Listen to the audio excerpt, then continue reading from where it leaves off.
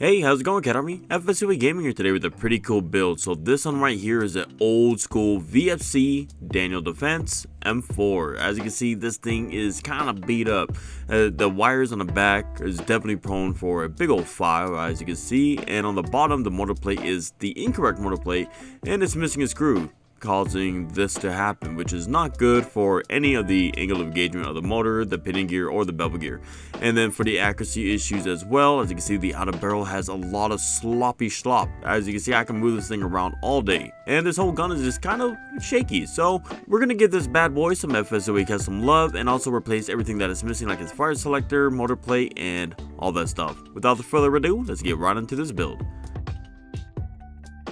And while you watch me just disassemble this airsoft gun part by part, I just want to say thank you to our sponsor, which is the Real Deal AIRSOFT. I'm not even saying this because I'm sponsored, I'm saying this because he makes amazing parts. But yes, he makes amazing parts. If you guys are looking for airsoft quality parts to upgrade your airsoft gun, check out his website. As you can see, I've been using his parts way before any type of sponsorship, and that's because I trust his parts, and I put my name on his parts as well, because he just makes some banger stuff at an affordable price. As well as, I just want to give a huge shout out to T238. They have been absolutely amazing to work with for the past couple months, and if you guys are looking for any brushless motors or MOSFETs, go ahead and check them out in their website. Go ahead and use the code CATARMY to get a little bit of a discount for, you know, the Cat Army peoples. Without further ado, let's get right back into this build.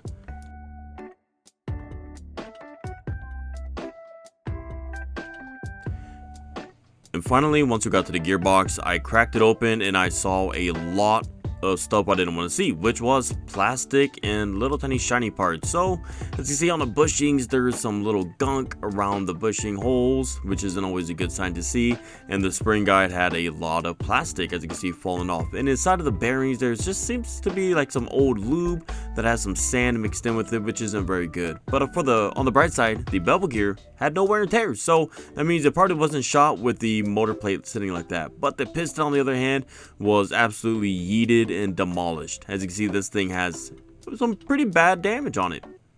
And then also, just cleaning it out, I got a lot of sand on my fingers, which isn't a good sign either. You don't want any sand or big particles like that inside of the gears. And as you can see inside the cylinder, there's a lot of gunk too, so I'm probably going to assume that this gun also had FPS issues. Now, although the gears are in good quality shape, I can't really use them because they have this self-shimming spring system for the spur gears, kind of like how Crytek uses it. So it's kind of a shame, but for upgrading it, we're going to be changing them out anyways with some 13-1s. And then as you can see, the stock trigger contacts are definitely burnt up, and they're really dirty too. So that is a good thing that we're going to be replacing it with a MOSFET. So right now, I'm just visually inspecting the gearbox shell. I'm looking for any cracks or anything like that that can pretty much compromise the build's integrity. But since everything looked nice and good, we are ready to look at the upgrade part. So first up on the list, we have the 13-1 high-speed gears from the Real Deal. Now these things are machined beautifully, and they have an improved tappet cam as well to just make sure that we have some nice smooth feeding.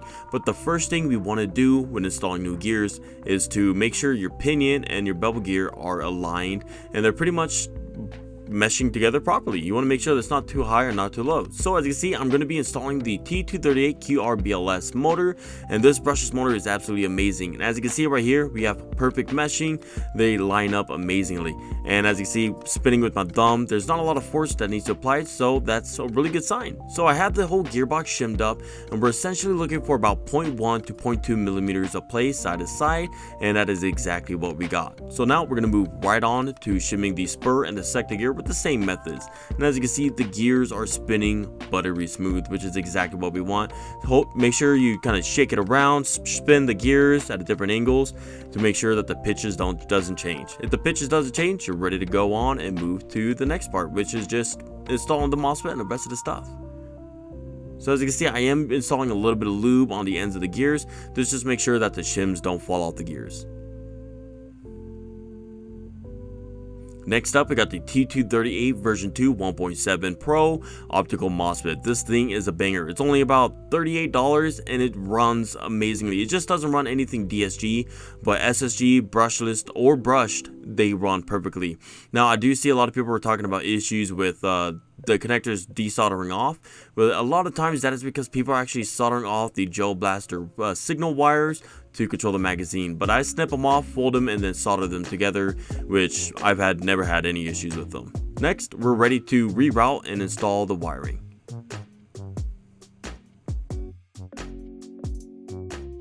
And as you can see, when I go to try to close the gearbox shell, it doesn't want to close because we got 4 of these posts right here that need to be grinded down. So go ahead and take your Dremel and follow those bad boys down, and it should look something like this. Make sure it's nice and smooth so it doesn't cut any of the wires if it rubs against them.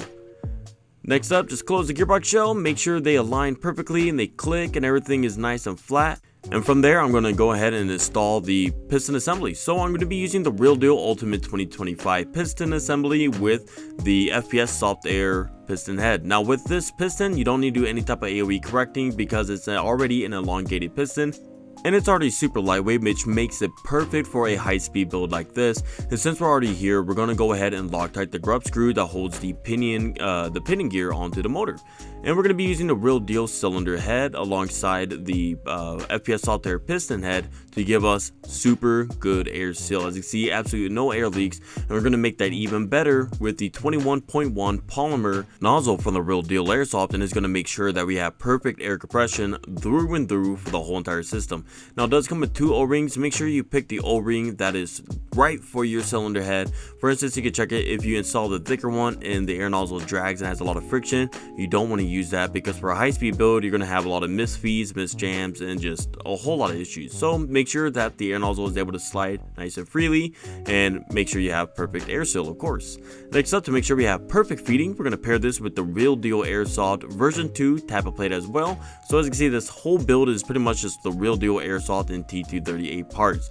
Now for the sector gear, since we are going to be running it with the 37K brushes, we're going to be running super fast. So I went ahead and dremeled off the 2 teeth on the pickup side on the sector gear, and also I realized I did have to dremel off 2 teeth on the release side of the piston as well. So from right here, I'm just ensuring that we have proper timing and everything looks nice and good. And of course, since everything is the Real Deal parts, everything is absolutely drop in perfect, ready to rock and roll. So I'm reinstalling the shims back onto the sector gear using a little bit of lube, and going to reinstall everything into this gearbox and test it.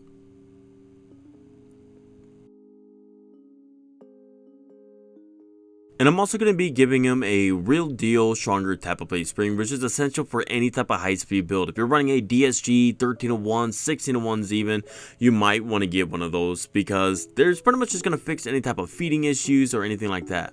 Next up, we're just going to be fixing the ball bearing spring guide by cleaning everything off, all that old grease, and then also taking apart the ball bearings, cleaning that, and then also repacking everything with grease again, reinstalling, Loctiting it, and making sure it doesn't vibrate loose because this gun's going to be ripping about 35 RPS at about 345 to 350 FPS. This thing is going to be amazing. Stay tuned for this shooting video. And the next up, of course, to make sure we shoot beams and have a very nice build through and through, we're going to be installing the Maple Leaf Super Macaron and Maple Leaf Omega Tensioner paired with a max top-up unit to make this thing just shoot perfect. Ready?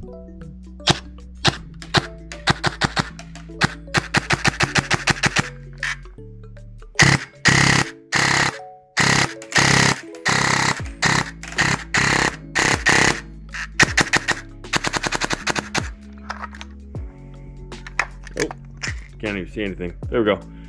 See, fed down to the very last drop. See, it's shooting nice. Very happy.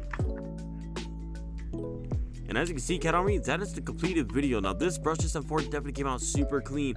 I'm really happy on how it came out. From when it came in originally a little beat up and needed some love, to now leaving as an absolute beast of an airsoft gun. I'm just very happy he chose me and FSUA Customs to do this gun right.